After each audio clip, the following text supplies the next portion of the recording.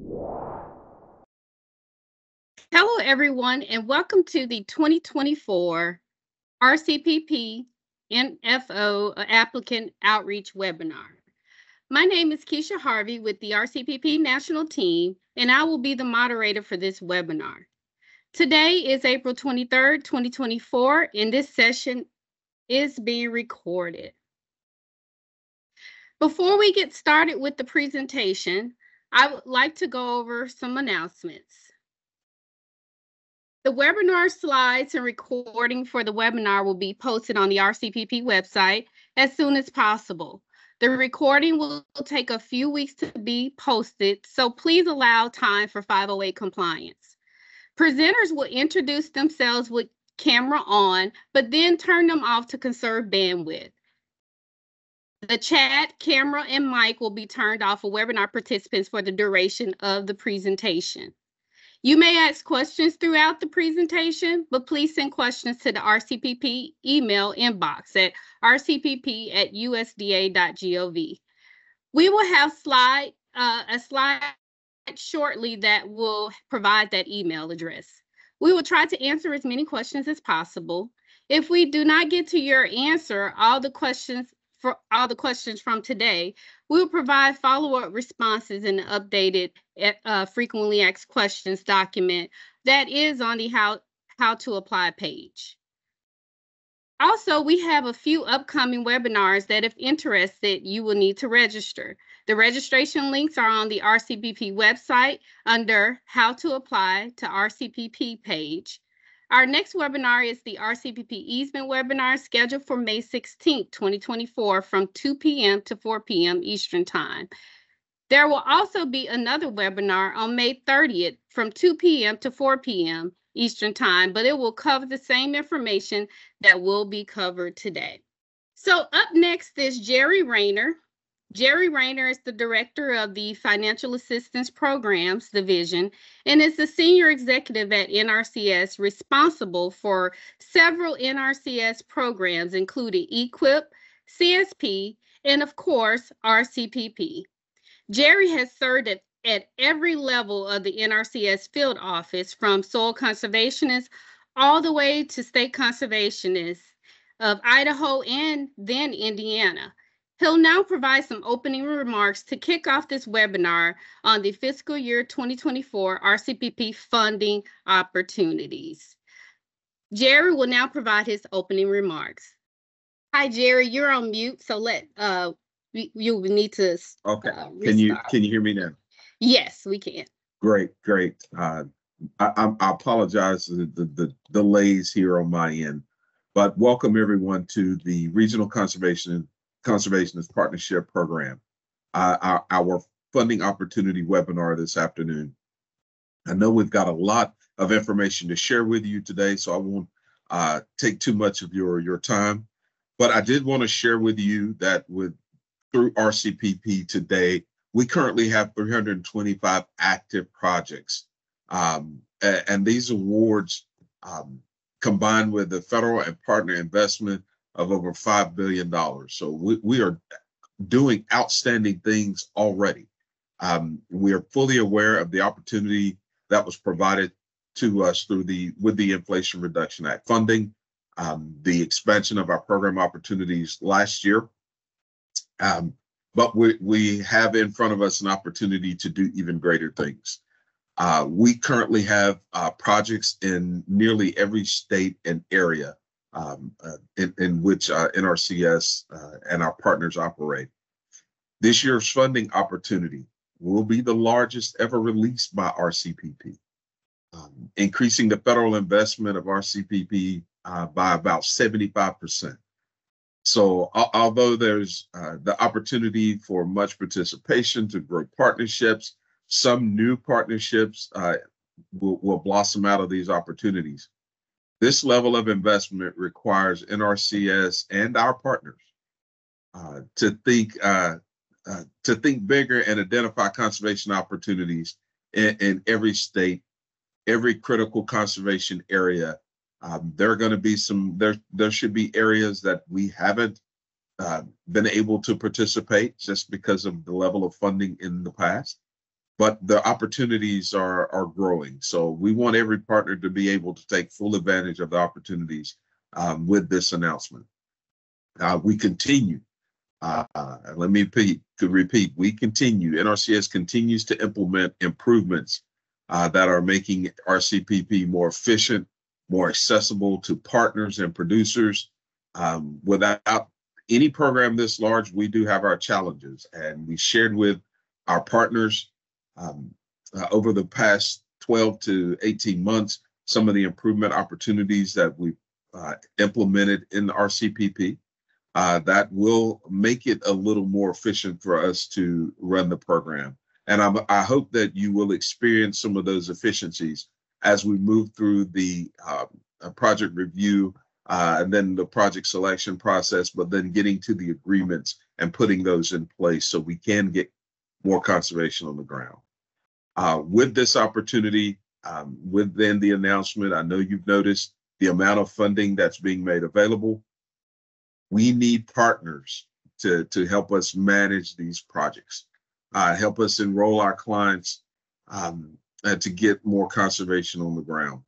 NRCS is looking for the assistance that's going to impact our ability to deliver sound, solid customer service. We have the opportunity with a classic project. You have the opportunity for alternative funding arrangement projects. And then as we work through the negotiation and as you're putting your proposals together, we want you to make sure you reach out to the state conservationists, have those conversations as you are looking to put your project or put your proposals in place. As you're developing that structure, make sure you're tapping into those resources as well. The states have RCPP coordinators that you have access to, as well as some of the members on the national team as well. So we want to make sure we are providing that level of service throughout the process. If you have questions during the webinar, do not hesitate to put those questions in the chat. Make sure those opportunities are that we know of your concerns, and we can follow up with you on some of those questions. Like I said, I know we've got a lot of information to cover today.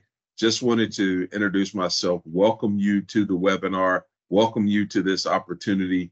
We look forward to reviewing the proposals in the future, in the near future, and looking to see what other areas of conservation our partnerships are placing on our doorstep.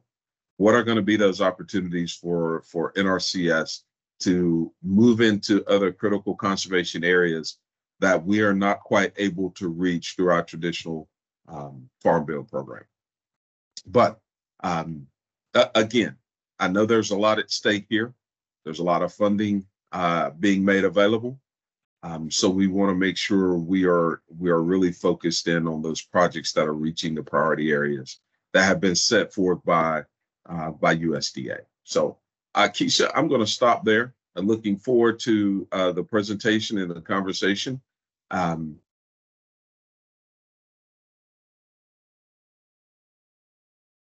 then process.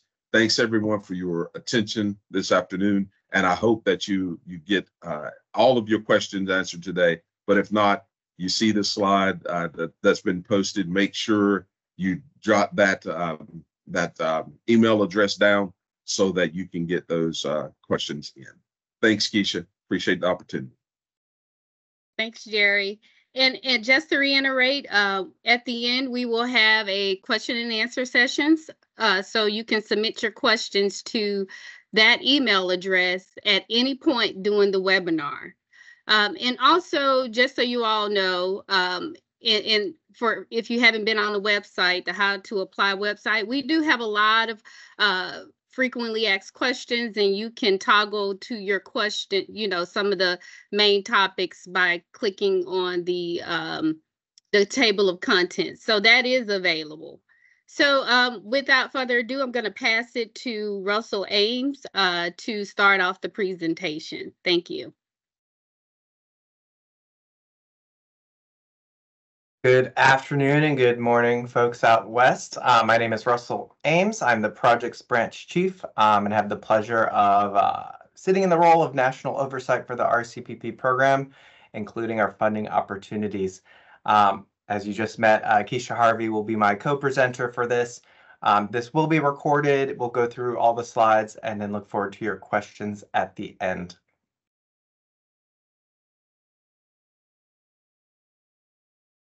I'm going to turn my camera off to save bandwidth, and now we'll get into the meat of the presentation. So how does RCPP work? RCPP is a program where NRCS and partners co-invest in conservation activities that help producer protect working agricultural land to ensure resilience to climate change and increasing the sustainable use of soil, water, wildlife, and related natural resources. So by co-investing, NRCS and partners hope to address resource concerns at a regional scale, doing work that is greater than the sum of its parts. RCPP projects support private or tribal agricultural land and non-industrial private forest land, and in limited situations, associated land on which an eligible activity would benefit agricultural land. RCPP agreements are typically 5-year projects. As we get into project type later, that will matter a lot because in alternative funding arrangements, all of the work will need to be completed during the term of that RCPP project. While in Classic, the goal there is for the partner to deliver their portion of the project and for all of the financial assistance to get obligated within that project period. So you are welcome to submit longer or shorter project timeframes. If you're looking at a shorter project, we want to make sure that you've considered the amount of time you need for outcomes to be realized, measured, and then reported on. And then for projects that are longer than our typical 5 years, please just provide a justification of why that additional ramp-up time is needed to support the conservation activities within that project.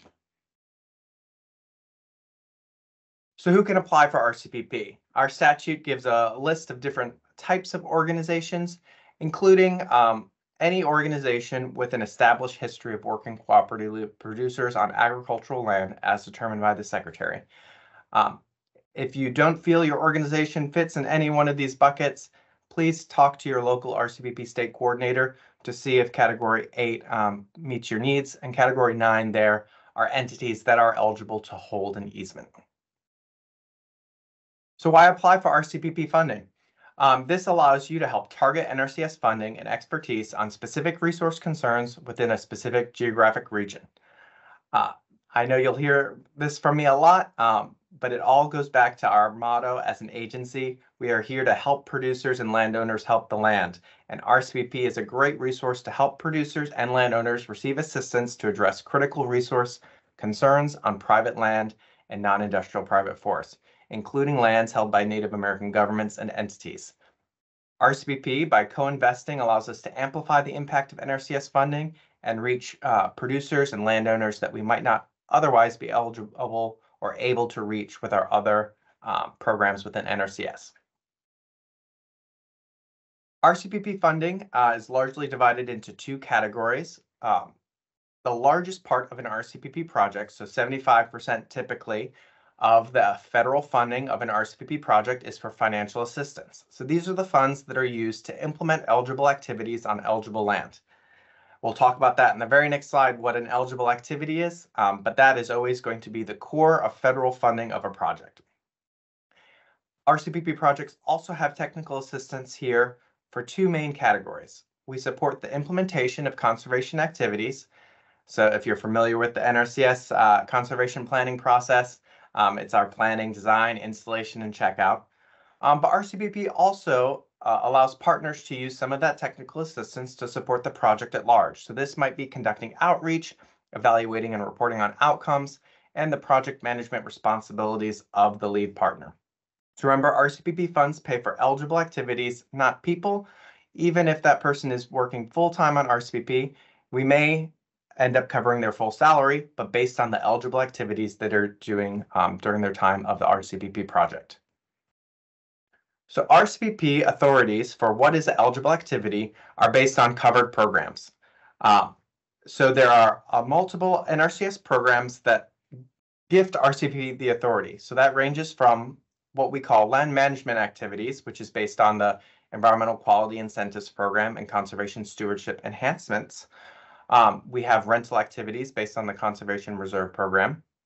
We have U.S. held and entity held easements based on our agricultural conservation easement programs. And then we also have watershed projects very similar to Public Law 566 of our watershed projects.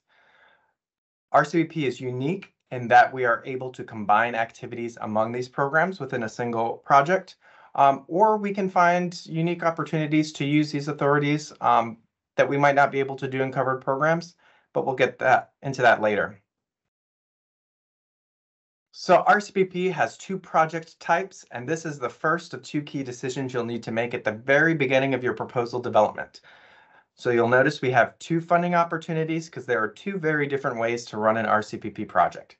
So we have RCPP Classic, and then we have our alternative funding arrangements. My favorite way to describe the difference is an alternative funding arrangement is where the partner is in the driver's seat and running the project. Classic is where the partner is helping direct NRCS funding to address critical resource needs, but NRCS is ultimately responsible and the lead party for delivering those financial assistance activities. So in a classic project, most of the financial assistance will be delivered by NRCS using our producer contracts and our easements directly between NRCS and the producer. Here, the partner's role is more focused on outreach, measuring impact, and delivering partner contributions that amplify NRCS funding. As opposed to an alternative funding arrangement, the partner might be responsible for installing practices on behalf of producers or contracting with producers to complete eligible conservation activities. In an alternative funding arrangement, we expect the partner to deliver all of the project technical assistance in support of producer contracts. NRCS has limited responsibilities within alternative funding arrangements, but that is not included within the RCPP project budget and focuses on tasks that we cannot delegate, such as verifying eligibility and compliance with adjusted gross income requirements, NEPA, and highly erodible land and wetlands compliance. So our Farm Bill authorities set a limit on the number of alternative funding arrangements we can do. So we're limited to 15 Farm Bill funded alternative funding arrangements each year, but our additional funding through the Inflation Reduction Act has no limit. So ultimately, we will not have a cap this year on the numbering of alternative funding arrangements we can award. So once you've selected your project type, which will be the very first button you click in creating a proposal in the portal, you then have to decide which of two funding pools you will compete in.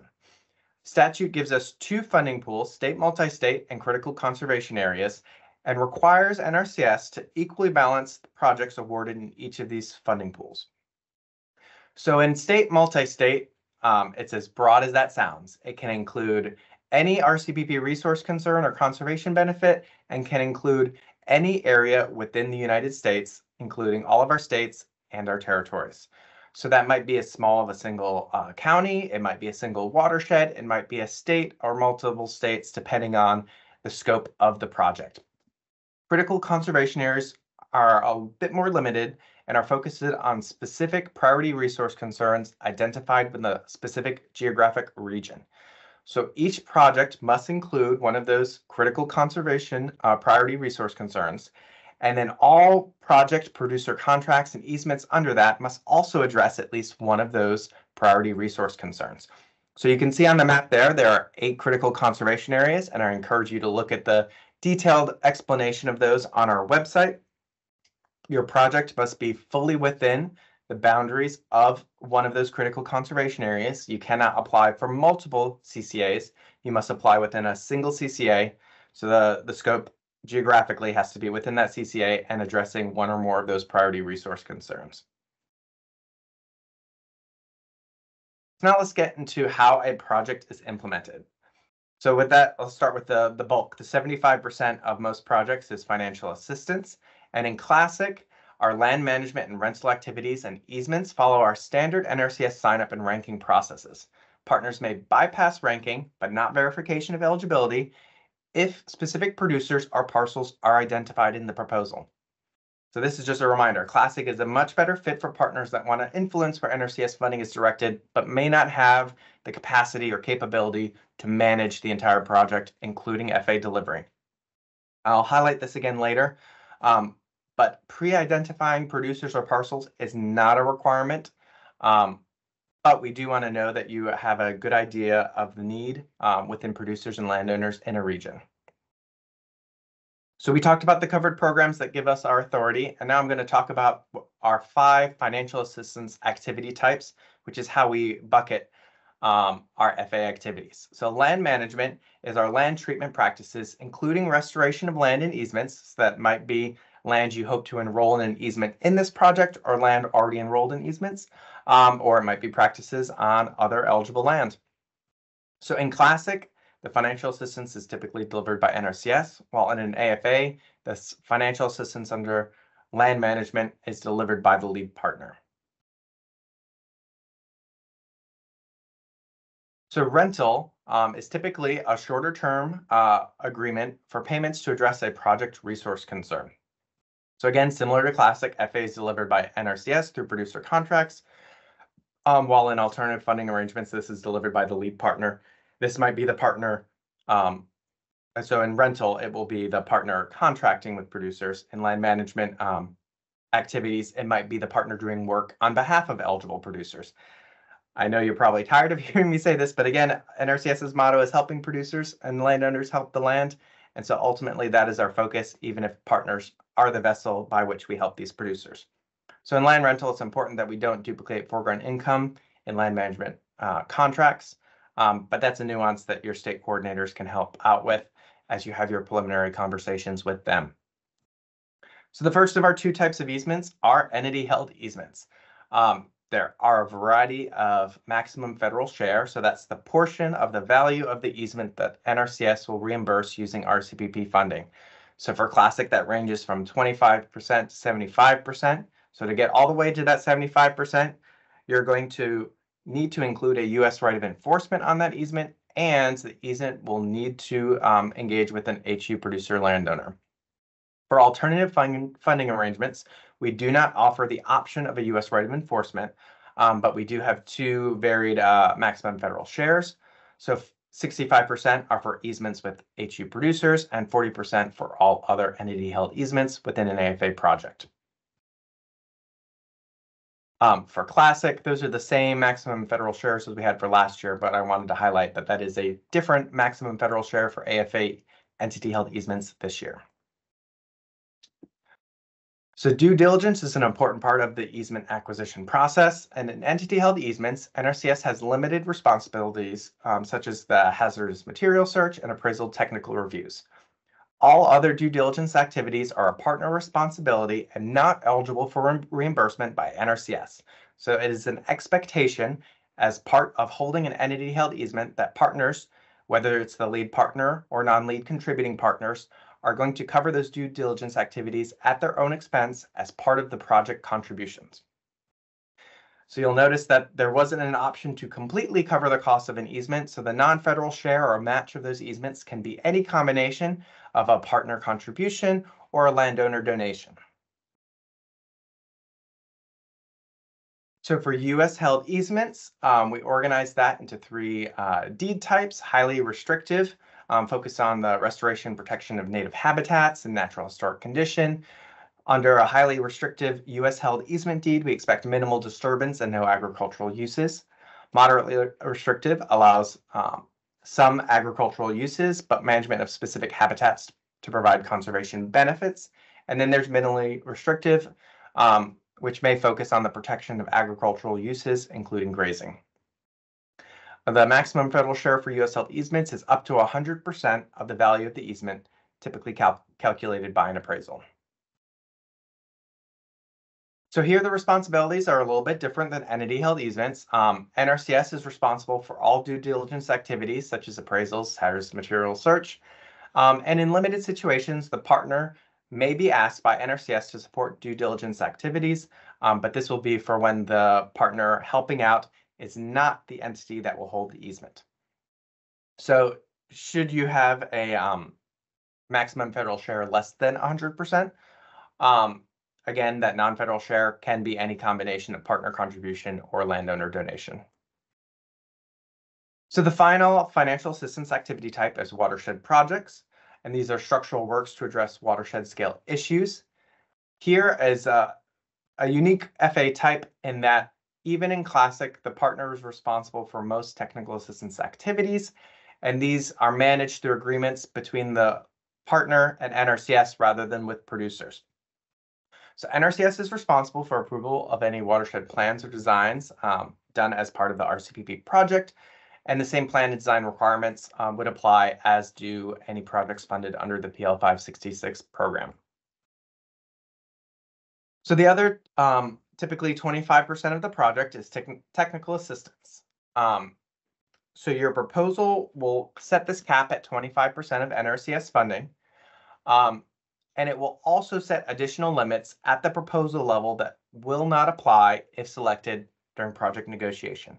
So the proposal will limit the amount of enhancement TA to 7%, but this is negotiable if selected. The proposal will also automatically add 18% implementation TA based on the amount of FA and enhancement TA included in the proposal. This will default to NRCS TA, especially for Classic, but the final breakdown of TA and how much will be performed by the partner is negotiable after selection. And this is a key part of the conversations you'll have with your state conservationist and RCPP state coordinators as you begin the development. So if you're not new to RCPP, you may be wondering what are those two subcategories of technical assistance. So enhancement technical assistance are your project-wide activities. So that's your outreach, project management, measuring and evaluating project outcomes. That type of technical assistance is only available to partners as part of the RCPP project funding. Implementation technical assistance is the support for specific financial assistance contracts. For Classic, this is going to follow the standard NRCS planning process, and Classic projects will require some amount of NRCS TA within the RCPP project budget. FA projects, however, typically have no NRCS TA included within the project because we expect the partner to have the capacity and capability to do that work. Again, the proposal will set some more specific limitations based on our software, but if selected, the state conservationists will have much broader authority to negotiate different breakdowns within those categories. And then again, that will be a key part of the conversation you have with your state coordinator prior to submitting a proposal. So we're going to talk about some environmental responsibilities for RCPP. So like all federal funding, NEPA applies. And so we do have the ability to fast track how we meet compliance with NEPA. So in Classic, your work is typically going to be formed according to NRCS conservation practice standards because that forms the environmental and scientific basis for the majority of our land management and land improvement activities. To use innovative methods outside of our existing practices or for watershed projects, NEPA analysis is required at the project level. This may also require an environmental assessment or environmental impact statement. So NRCS is also responsible for compliance with Section 107 of the National Historic Preservation Act and Section 7 of the Endangered Species Act and may not delegate these responsibilities to partners. So in alternative funding arrangements, it may be part of the partner's responsibility to collect data to make those determinations, but ultimately, as the funding agency, NRCS will be responsible for that. Finally, how do RCPP payments work? So for financial assistance provided to producers or landowners, payments are made directly to those producers or landowners after the completion of activities and based on NRCS cost schedules. For eligible partners, payments are made based on the contracted amounts after the work has been completed and cannot exceed the actual cost of that work. NRCS cannot reimburse partners for indirect costs. So the last slide for me before I hand it back over to Keisha, just wanted to go back over, we sprinkled this into some of the slides earlier, but what are the expectations of the lead partner? So that is the partner that is responsible for coordinating with all other project partners that are going to be part of the proposal and, if selected, responsible for part of implementing the project. So the lead partner, as you're developing the proposal, is going to identify the need for specific conservation activities within a specific region. It's also an important part of RCPP is partners help bring in new clients to the NRCS infrastructure. So even in Classic, where NRCS is responsible for negotiating and executing those contracts, partners are responsible for providing outreach and help bringing those clients into our door. Partners are also responsible for providing contributions, this can be cash or in-kind, to amplify the impact of NRCS funding. Finally, an important statutory requirement of lead partners is to evaluate and report on project outcomes, especially as highlighted in statute, environmental outcomes. So the lead partner will also be responsible for coordinating activities among non-lead partners and collecting the data they need to do reporting on behalf of all project partners. I know that's a lot of work, but do remember that part of the technical assistance can reimburse lead partners for their work performing these project management responsibilities. Now I'll hand it over to my colleague, Keisha Harvey, to give you some slides on how to submit an RCPP proposal. Hello again. As you all know, I'm Keisha Harvey. I'm a part of Russell's team on the projects branch as a natural resources specialist. So I'll go ahead and turn off my camera, but just to let you know, the next few slides, as Russell mentioned, is going to be talking about submitting an RCPP proposal.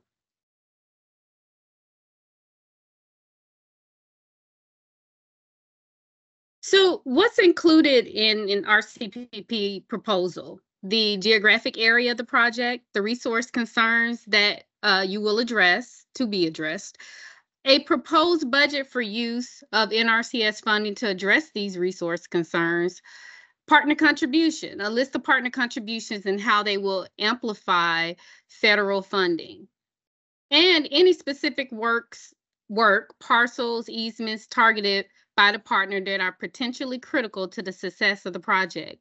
And please note that identifying specific parcels or producers in advance is not required for RCPP proposals, as Russell mentioned in one of his slides. As we move to NRCS funding request table, you should complete the financial assistance request first, as it impacts the amount of TA that can be added. Keep it simple. You do not have to specify funds by year. You can simply input funds by activity type under the final year of the project, for example. For Classic, you don't need multiple roles for the same FA activity type unless you plan to work in multiple states, if it's a multi-state project. If your project is selected, you can work with NRCS to easily update the deliverables to move funding between the state based on the actual needs. So that's if it's selected, your proposal is selected for funding. As we move to technical assistance for the NRCS funding request table, next you would enter the enhancement TA first, as the amount of implementation TA cap is based on the total amount of TAE, which is enhancement TA, and financial assistance, FA, request. You do not need separate roles for your different types of enhancement TA. Create a single role, but use the description field to tell us what potential activities are included under enhancement TA. So use that description field to tell us a little more about the activities. For partner implementation TA, you only need a single role per FA financial assistance activity type. Most partner implementation TA, technical assistance, is TA, will be in support of land management or watersheds projects. Please note that there are limited opportunities for partner TA in support of rentals or entity-held easements. As we move to partner contributions, it is sufficient to have one role per partner per activity type. Do not, and I stress, do not add partners that are not providing any contributions. So if they're not going to provide any contributions, do not add them to your proposal. Every partner must submit a contribution letter, including the lead partner. The contribution letter replaced deliverable specific valuation methodologies that we had in the past.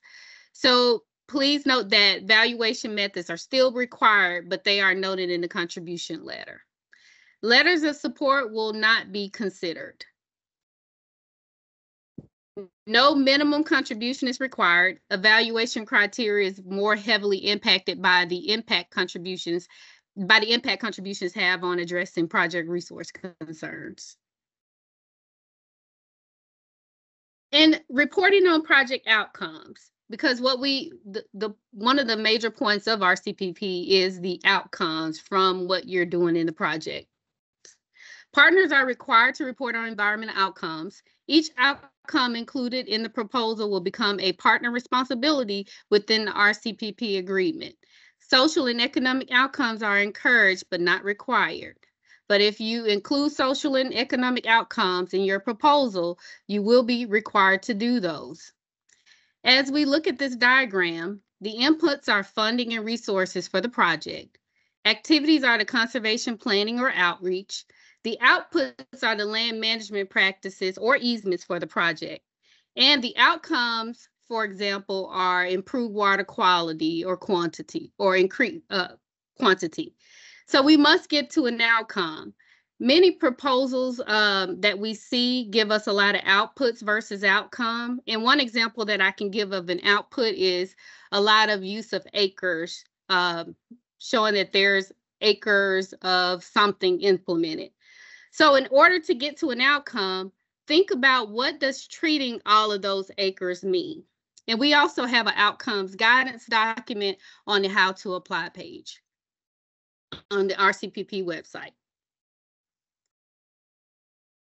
As we move to the proposal evaluation criteria, keep in mind these three big buckets are going to be evaluated.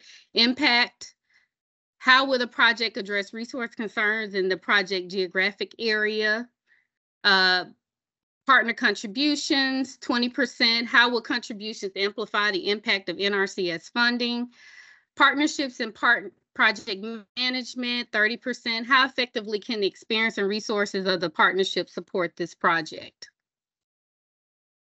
So those are your three big buckets. As we move to the Inflation Reduction Act funding, to be considered for IRA funding, proposals must receive an A or B for their Climate Smart Index. If you look at A, it's projects that provide climate mitigation benefits such as reduced greenhouse gas emissions or carbon sequestration. B, projects that help producers and landowners adapt to the impact of climate change. For easements, NRCS will consider the potential carbon storage. Examples, grassland and wetlands have greater storage potential. So as many of you have heard, we'll have $1.2 billion of the funding available in fiscal year 2024. One thing that we want to stress is that for IRA funded projects, producer contracts and easements under in RCPP projects that's IRA funded must be completed by fiscal year 2031. So that's one thing we want to emphasize there. And so next, what I'm going to do is pass it to Russell, back to Russell, so that he can provide a little more information about other things to consider when developing an RCPP proposal. Russell? Thank you, Keisha. So there are many folks in the past that have applied for RCPP that also have applied for a grant under the Partnership for Climate Smart Commodities. So we love to share this slide to highlight some of the differences. Climate Smart Commodities have some different authorities that RCPP does not have, focusing on developing and expanding markets. But we do share some of the purposes of achieving conservation benefits through land management practices. RCPP agreements are different in that they are partnership agreements, as opposed to Climate Smart Commodities are done through grants. The reporting requirements are also slightly different. We focus on annual performance of reports on deliverables, including outcomes. Climate Smart Commodities has quarterly and ad hoc reporting. Under RCPP, payments may be made directly to producers through Classic or through partners for AFAs, while they are done through the grant recipient or sub-recipient in Climate Smart Commodities. So if you have a proposal that wasn't selected for Climate Smart Commodities, please look at this slide to see if you would be a good fit for RCPP. Some projects may compete well in both programs, but not all projects will be a good fit for both. Next, I want to talk about flexibility versus speed. RCPP has the opportunity to do really innovative things, and that's great. But RCPP also can leverage an amount of funding to do conservation similar to our covered programs, but at a regional scale and have a great impact. Both of these models are equally viable and equally encouraged. But as you submit your proposal, when you meet with your state conservationists and coordinators, this will be a great topic of conversation. Do you want to mirror the covered programs to implement conservation activities more quickly using standard processes and templates? Or do you want to develop a custom process and way to implement this project that will require more time and resources to start, but allows us to do things more uniquely than other covered programs? Either option is great, but you want to go into developing your proposal understanding the pros and cons of each. So as Jerry mentioned at the very beginning, this is our largest funding opportunity ever. So it is 1.5 billion available for both classic and AFA projects. We do not have any specific amounts set aside for either type, and we'll make awards looking at both pools at the same time to fund the most viable and potentially impactful projects. In both funding opportunities, we've set aside a collective 100 million for proposals led by a tribe or tribal entity. Something that is brand new in fiscal year 2024 awards is that we are going to move towards our interim one agreement process. So we are going to put things on steroids to implement projects even more quickly by jointly and executing at the same time our program agreement, which is how we allocate funds, and our supplemental agreements, which is how we obligate funds to partners. So this will look a little bit different for a classic or AFA project, but at the same time as we execute our program agreement, we're going to obligate funds to the lead partner. We're also in the process of developing an easement library for model deeds and conservation value statements. So these are going to mirror what you may be familiar with in our other conservation easement programs. It's going to take us time to fully populate this library, but this will be a great opportunity of if you really want to mirror covered program processes and deeds, this may save you some time in the negotiation. So in our funding opportunities, we highlighted 4 priority areas. The first is climate smart agricultural and forestry. So this area explains how NRCS will prioritize the use of IRA funding and awards. And remember, that was 80% of our funding is Inflation Reduction Act funding. You'll also notice it was not one of the decision points I mentioned earlier on. You determine your project type and you determine which funding pool you compete under. You do not have to request funding for Farm Bill or Inflation Reduction Act. NRCS will make that determination based on our proposal evaluation process. So all projects will be considered under both, but the Climate Smart Agriculture and Forestry section explains how we will prioritize the use of IRA funding. We also have a priority area of urban agriculture. NRCS strongly encourages proposals that address the conservation needs of urban and small-scale farmers who face unique natural resource concerns related to energy conservation, water conservation, soil health, and the long-term protection of land. RCPP has funded several proposals that range from protecting agriculture and natural land in metropolitan areas to connecting urban and small-scale farmers to NRCS technical assistance and conservation practices. So we provided some information there to learn more about how we help urban farmers within NRCS, and there's an opportunity to sign up for our urban agricultural teams list. NRCS also remains committed to advancing equity, justice, and equal opportunity, and I'll cover that in greater detail on the next slide. And then I got our 4th priority area is that set aside, that $100 million set aside in collectively for both funding opportunities for projects led by Indian tribes. So when we talk about equity in RCPP, NRCS is going to prioritize projects that are led by historically underserved entities, followed by projects with a concrete plan for benefiting historically underserved communities. So NRCS defines historically underserved as beginning, veteran, socially disadvantaged, and limited resource producers. RCPP will also prioritize projects led by or benefiting tribes and tribal entities. So in your proposal, it really behooves you to be specific and clearly describe these 3 things: the known HU communities within your proposal area, your experience collaborating with these communities, and your concrete plan for helping these communities participate in a project.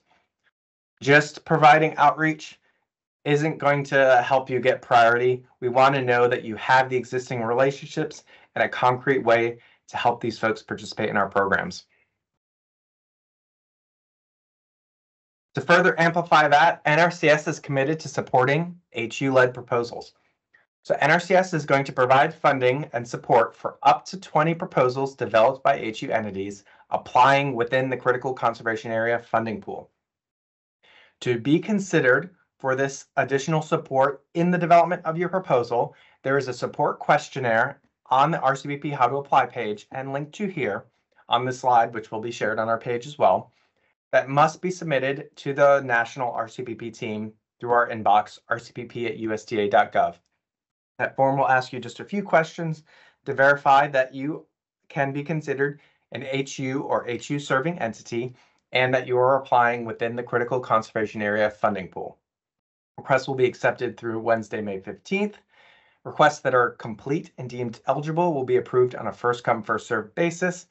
I believe we've already approved at least 4 folks that were very adept at noticing our How to Apply page. So we do have additional opportunities to provide that support.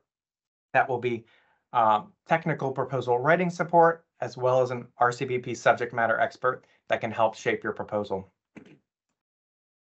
So now as you're getting started, please visit the RCPP How to Apply page for instructions and resources on submitting a proposal. You can see all of the great resources that we continue to build and post on our website. This includes an RCPP coordinator list, some guidance on different parts of the project, and those frequently asked questions that Keisha highlighted earlier. So that's based on multiple years of funding opportunities in RCPP. So please check that out. Your questions might be answered there, and we will be updating that with any new and exciting questions we get this year. I also want to highlight the State Conservationist Questionnaire and Easement Addendum, and I'll talk about that in just a little bit. So RCPP proposals are only accepted through the RCPP portal. If you do not already have access, there are 2 steps you need to do. If you're familiar with the portal, you may already have an account, and that was initially verified through the USDA eAuth process. The department has now migrated to using login.gov for credentials for creating accounts for accessing USDA systems. So you will need to, if you don't already have a portal account, first obtain a login.gov credential before requesting a new portal account. Then, only after you've received confirmation that your login.gov credential is active and verified, then you can submit a new account request at the RCPP portal homepage. So if you already have an active portal account, you don't have to go through this. Your account is likely still active, but if you're a first-time applicant, those are the steps you need to go through. The login.gov credential is completely outside of NRCS's authority, so please get that done as early as possible. Next, and you don't have to wait till your credential is even authored to do this, schedule a meeting with your local RCPP coordinator.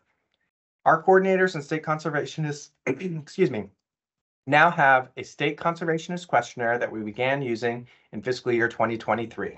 This is a great tool to structure and organize the conversation between state NRCS offices and the partners interested in applying for RCPP. That will help you understand whether or not your idea is a good fit for RCPP and what changes or modifications need to be made for it to fit within the RCPP program. They can also give you advice on different ways to organize the program to help you think through your proposal.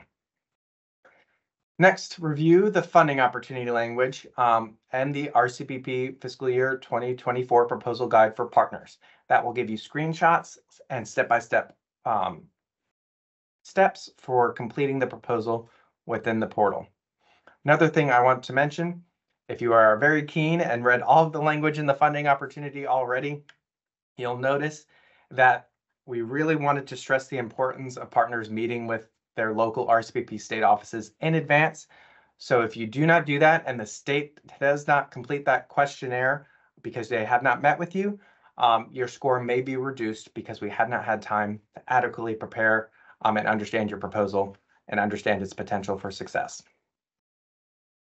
So looking at this year's timeline, proposals are due Tuesday, July 2nd of this year at 5 p.m. Eastern time. So please notice that time zone that is set so that we can ensure folks are available to help you if you encounter any technical glitches while developing your proposal.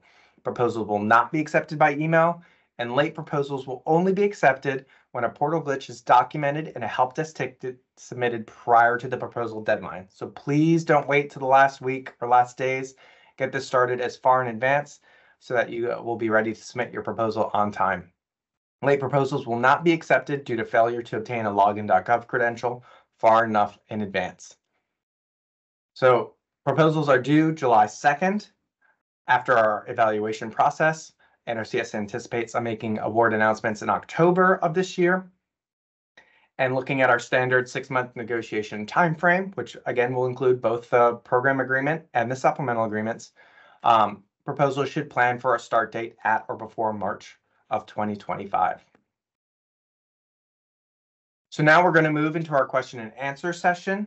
The RCPP team has been diligently managing that inbox and collecting questions, but it's not too late to submit a question. We'll try to get to as many as we can today.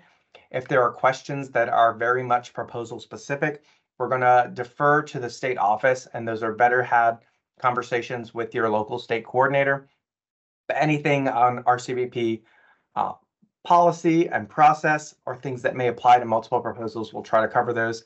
Again, if we run out of time or aren't able to answer your question, we'll have your contact information since you submitted a request to our inbox, and we'll try to get back to you and update the frequently asked questions as applicable.